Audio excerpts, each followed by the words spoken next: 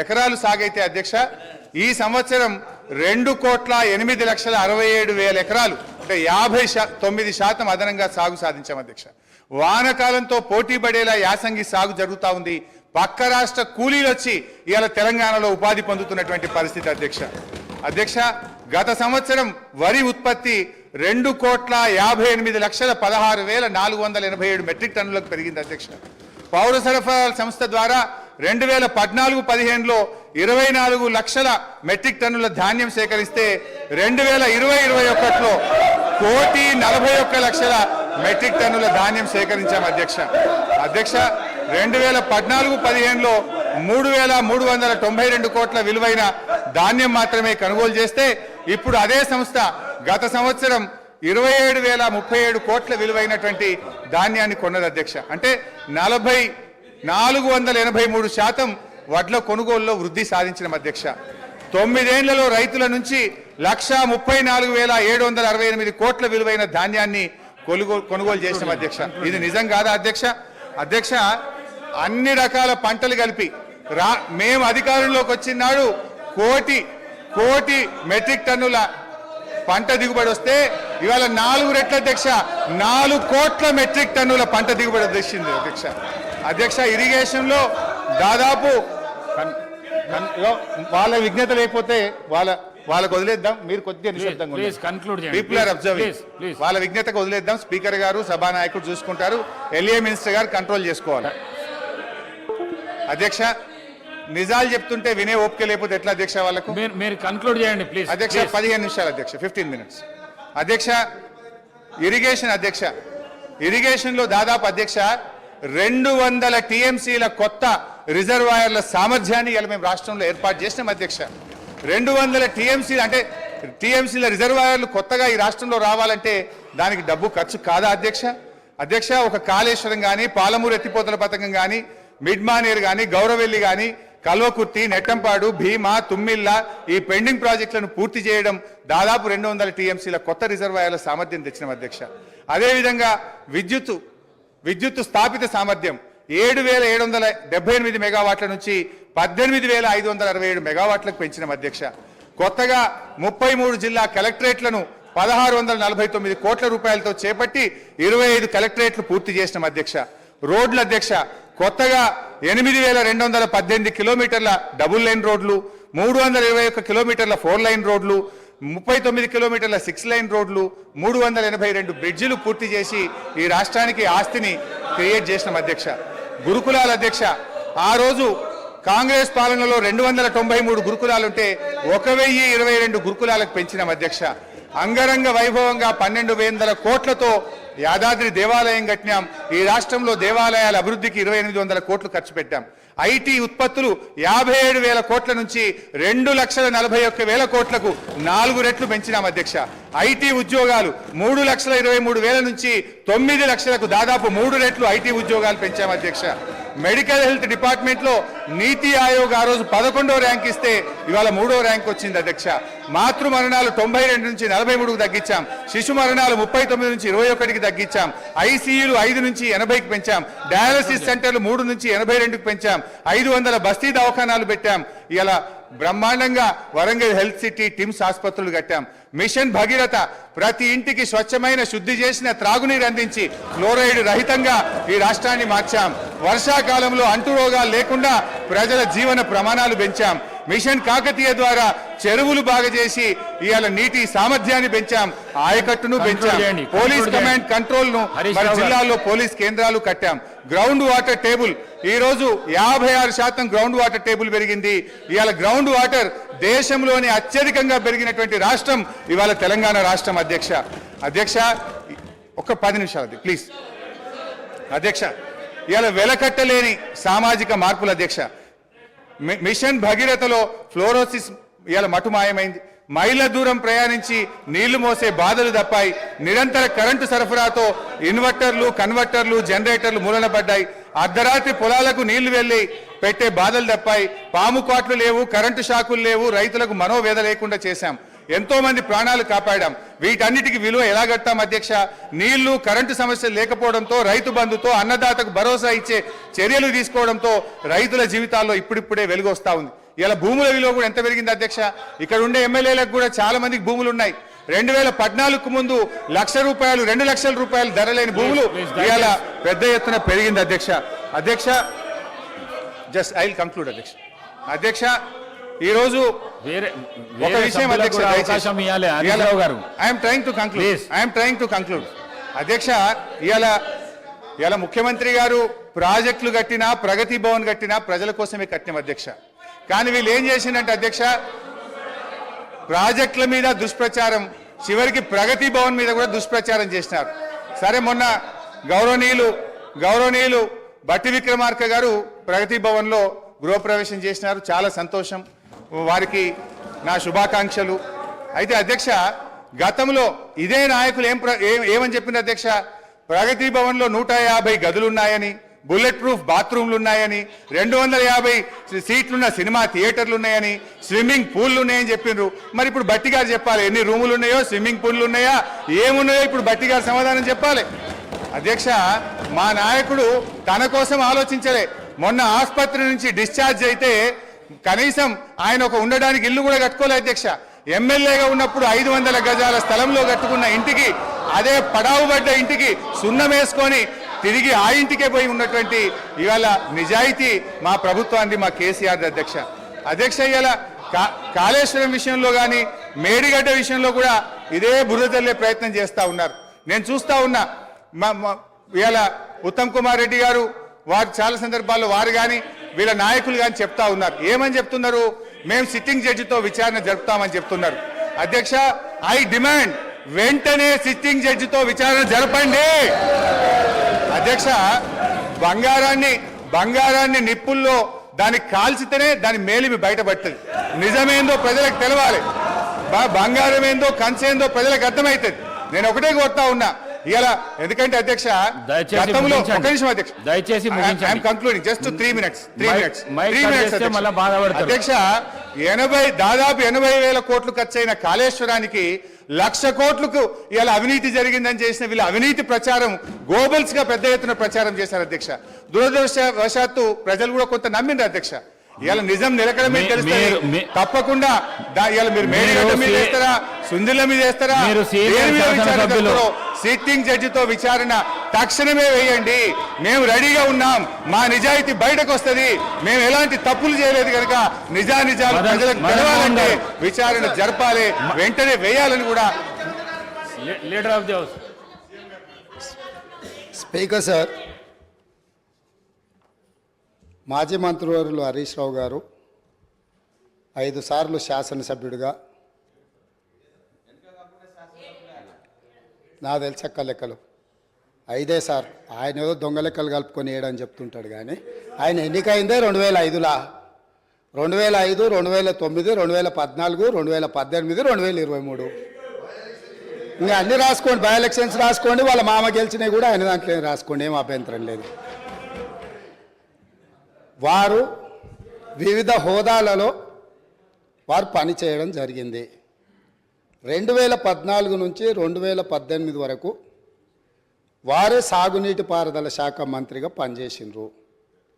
వారి తర్వాత మాజీ ముఖ్యమంత్రి గారు చంద్రశేఖరరావు గారు సాగునీటి పారుదల శాఖ మంత్రిగా పనిచేసిండ్రు. అంటే ఈ 9.5 సంవత్సరాలు వాళ్ళ కుటుంబము తప్ప ఇతరులు ఎవ్వరూ సాగునీటి పారుదల శాఖ మంత్రిగా పనిచేయలేదు. వారు ఆర్థిక మంత్రి తర్వాత ఈ రాష్ట్రం మీద ఉన్న అప్పులు కానీ, వివిధ కార్పొరేషన్ల పేరు మీద చేసిన అప్పులు కానీ సంపూర్ణంగా వారి దగ్గర సమాచారం ఉంటుంది. ఎందుకంటే ప్రతిరోజు రిజర్వ్ బ్యాంకు వాళ్ళ దగ్గర ఉన్న నిల్వలన్నీ మన అవసరం ఎంత అనే రిపోర్ట్ ఫైనాన్స్ సెక్రటరీ గారికి ఇస్తారు. ఫైనాన్స్ సెక్రటరీ గారికి ఇచ్చినట్టే అది ఫైనాన్స్ మినిస్టర్ ఇచ్చినట్టే.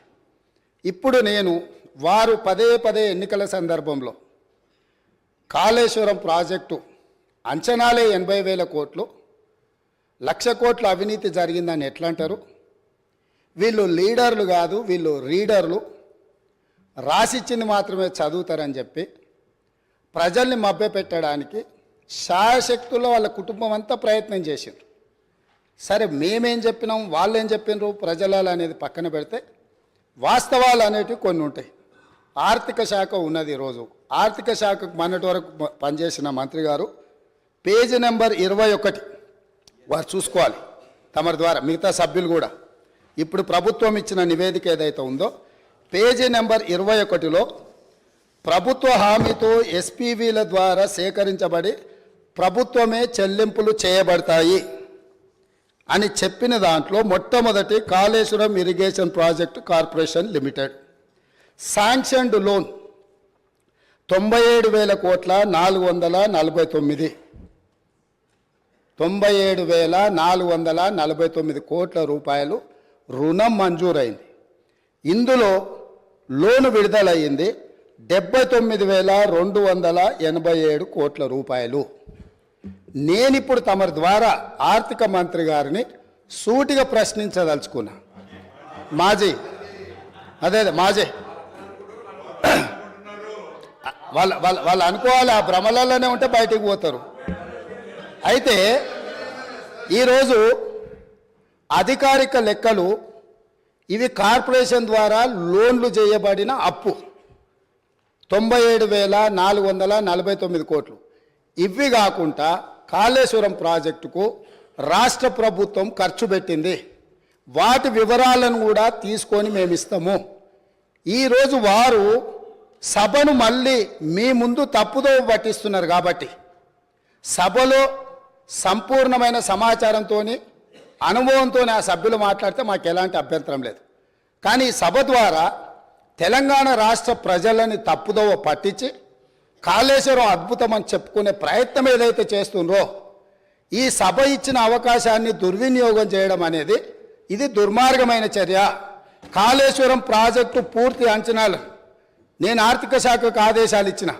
రేపు మా సాగునీటి పారుదల శాఖ మంత్రి గారు మాట్లాడేటప్పుడు టోటల్గా వేసిన అంచనా ఎంత, అందులో కార్పొరేషన్ పేరు మీద మంజూరైన లోన్లు ఎంత, మంజూరైన లోన్ల నుంచి ఇప్పటి వరకు వినియోగించుకున్న నిధులన్నీ, అదేవిధంగా రాష్ట్ర ప్రభుత్వం తన బడ్జెట్ నుంచి ఖర్చు పెట్టిన నిధులన్నీ, వీటన్నిటిని వివరాలను మళ్ళీ అక్కడ చెప్తాం. కాబట్టి ఇప్పుడు నేనేం చెప్పదలుచుకున్నా అంటే వారు మాట్లాడుతున్నది లోపభూయిష్టమైన అబద్ధము.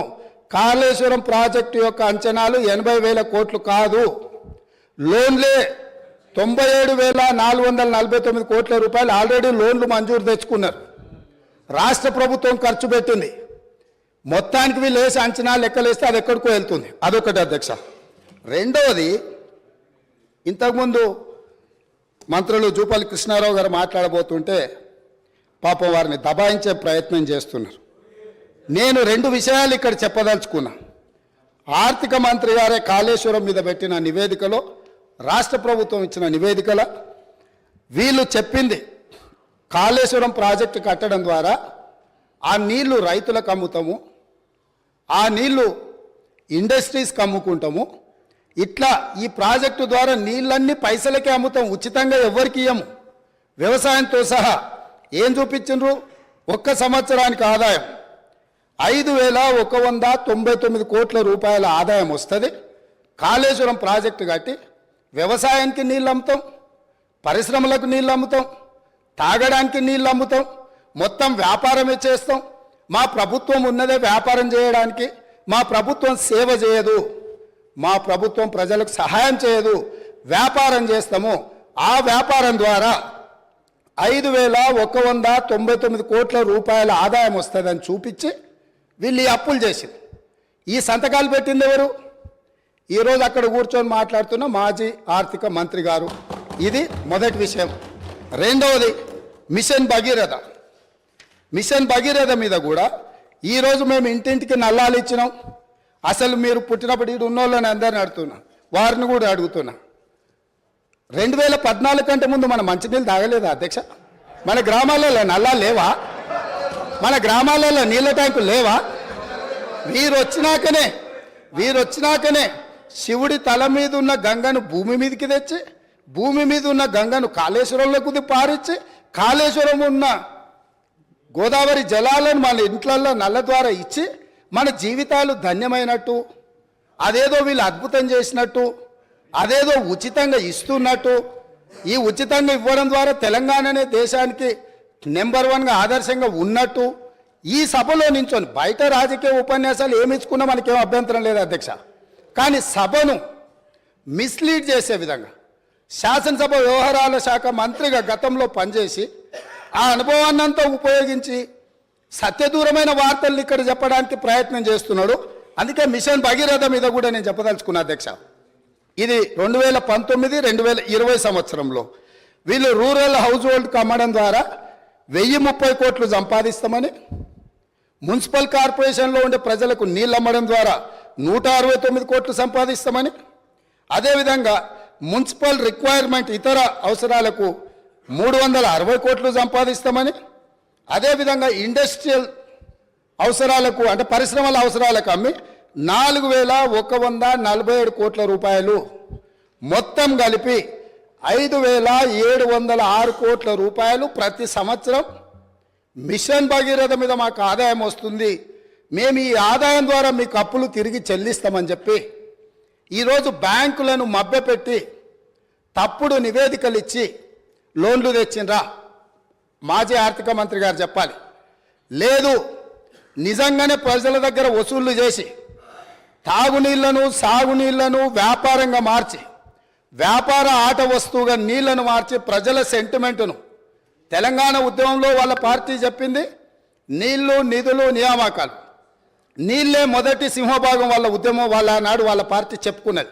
ఆ నీళ్ల ద్వారా వ్యాపారం చేసి దాదాపుగా ఒక్క కాళేశ్వరం ద్వారానే 5199 కోట్లు, మిషన్ భగీరథ ద్వారా 5706 కోట్లు, అంటే 10,800 కోట్ల రూపాయలు రైతులను పేద ప్రజలను ముక్కువిండి వసూలు చేస్తామని ఈ నివేదికలు ఇచ్చి అడ్డగోలుగా 1000 కోట్ల రూపాయల అప్పులు తెచ్చి ఇప్పుడు ఈ అప్పులను బయట పెట్టినప్పుడు అవును మా చేతగానితనం వల్ల, మా నిస్సహాయత లేకపోతే అవగాహన లోపం వల్ల ఈరోజు ఇట్లా తప్పు జరిగింది, కాబట్టి దీన్ని సరిదిద్దుకోవడానికి ప్రధాన ప్రతిపక్షంగా ప్రభుత్వానికి సహకరిస్తామని ముందుకు వస్తాము అని మాట్లాడాల్సిన విషయాలను పక్కన పెట్టి ఈరోజు దబాయిస్తున్నారు.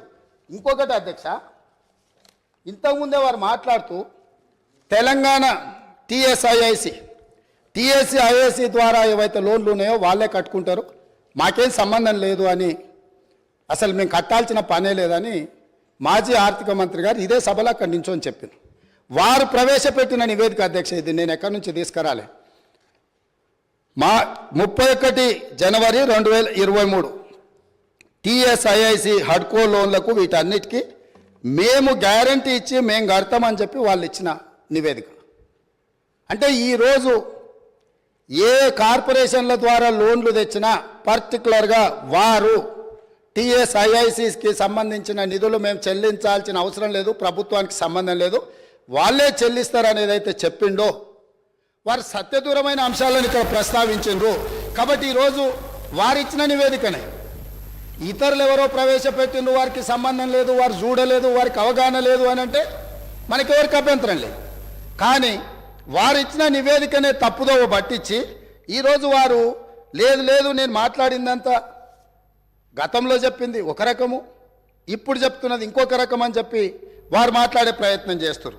అదేవిధంగా వారు చాలా అద్భుతమైన బడ్జెట్ను ప్రవేశపెట్టినాం, మా అద్భుతమంతా చూసి దేశమంతా మమ్మల్ని ఏమంటారు మమ్మల్ని అనుకరించాలి, అంత అద్భుతమని 2015-16 క్యాగ్ నివేదిక ఏమన్నది అధ్యక్ష? వారి దగ్గర వారు ఆర్థిక మంత్రిగా పనిచేసిన వారి దగ్గర వివరాలు లేవా? దాంట్లో ఏం చెప్పిండ్రు? వీళ్ళు క్యాగ్ నివేదిక ప్రకారం ఆఫ్ బడ్జెట్ అంటే బడ్జెట్లో రాని అప్పులను తీసుకొచ్చి ఆదాయంగా చూపించి మొత్తం బ్యాంకులను ప్రభుత్వ వ్యవస్థలను తప్పుబట్టిండ్రు అని చెప్పి క్యాగ్ నివేదిక స్పష్టంగా ఈ రాష్ట్ర ప్రభుత్వాన్ని తప్పుబట్టింది. ఈ ప్రభుత్వం ఉద్దేశపూర్వకంగా ఆర్థిక సంస్థలన్నిటిని కూడా తప్పుదోవ పట్టించి అత్యధిక వడ్డీతో రుణాలు తీసుకొచ్చి ఈ రాష్ట్రాన్ని అప్పుల కూపంగా తయారు చేసిందని క్యాగ్ నివేదిక 2015-16లో ఇచ్చిన లేఖ అధ్యక్ష ఇది.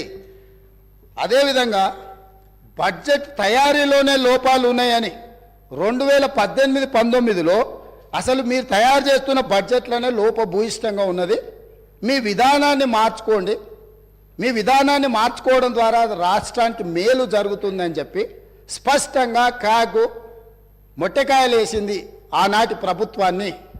ఇన్ని రకాల వాస్తవాలు ఉన్నా వారికి ఉన్న అనుభవాన్ని అంతా కూడా వినియోగించి అబద్ధాలు చెప్పి ఈ సభను ఈ రాష్ట్ర ప్రజల్ని తప్పుదోవ పట్టించాలనే ప్రయత్నం చేస్తుండ్రో ఇది శాసనసభ వ్యవహారాలు నిర్వహించే మా శ్రీధర్ బాబు గారికి సూచన చేస్తున్నా.